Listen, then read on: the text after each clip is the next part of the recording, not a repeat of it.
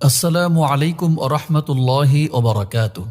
সুপ্রিয় দর্শক মণ্ডলী, অনেক হাজী সাহেব আছেন যারা জানতে চান মক্কা শহরে কাছাকাছি দেখার মতো কোন কোন জায়গা রয়েছে, যা দেখলে ইতিহাস ঐতিহ্য জানা যাবে, দেখা যাবে ইসলামের স্মৃতি বিজড়িত জায়গাসমূহ। দর্শক, মক্কার মাঝে কাছাকাছি 10টি দেখার মতো জায়গাকে আপনাদের সাথে পরিচয় করে দেওয়ার জন্য আজ উপস্থিত হলাম। চলুন শুরু করা যাক। মুতহাফ মক্কা বা মক্কা জাদুঘর। দর্শক মণ্ডলী, বাইতুল্লাহ থেকে মাত্র 4 কিলোমিটার উত্তরে মদিনা রোডের পাশেই অবস্থিত এই মক্কা জাদুঘর।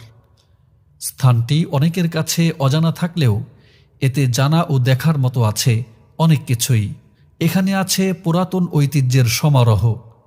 ঘটি, বাটি, লাঙল, জোয়াল থেকে শুরু করে হাজার বছরের পুরনো বই, পুস্তক ও প্রাচীন শিলালিপি সংরক্ষণ করা হয়েছে এই জাদুঘরে। আছে পুরাতন যুগের প্রচলিত মুদ্রা ও দামি দামি সামুদ্রিক পাথরসহ আরও অনেক কিছু। দেখলে আপনার জ্ঞানের ভুবন আরও সমৃদ্ধ হবে বলে আশা করি। নামটা মনে রাখবেন, মুতহাফ মক্কা বা মক্কা জাদুঘর। 2 হারামের জাদুঘর। দর্শক, মক্কার খুব কাছাকাছি আরেকটি দেখার মতো স্থান হল 2টি পবিত্র মসজিদের স্থাপত্য শিল্পের প্রদর্শনী কেন্দ্র বা exhibition of the 2 holy mosques architecture.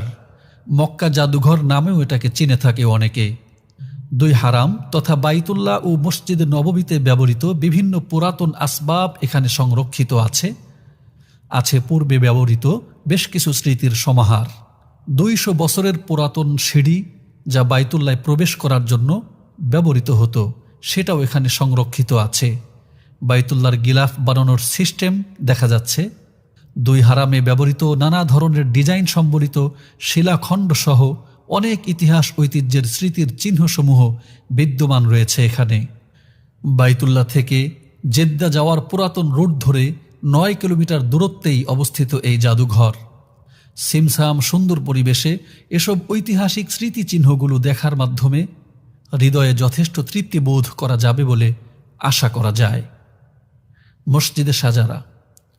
বাইতুল্লাহ থেকে 1/4 কিলোমিটার উত্তরে জান্নাতুল মুআল্লার কাছে রয়েছে একটি মসজিদ। কবরের নিচ দিয়ে সামান্য অগ্রসর হলেই হাই সুলাইমানিয়া নামক মহল্লাতে আছে মসজিদটি। নবীজি সাল্লাল্লাহু আলাইহি ওয়াসাল্লামের দুঃখের দিনে আল্লাহর পক্ষ থেকে ঘটে যাওয়া এক বিশেষ মুজেজার স্থানেই নির্মাণ করা হয়েছে এই মসজিদ। এখানেই নবীজির ডাকে সাড়া দিয়ে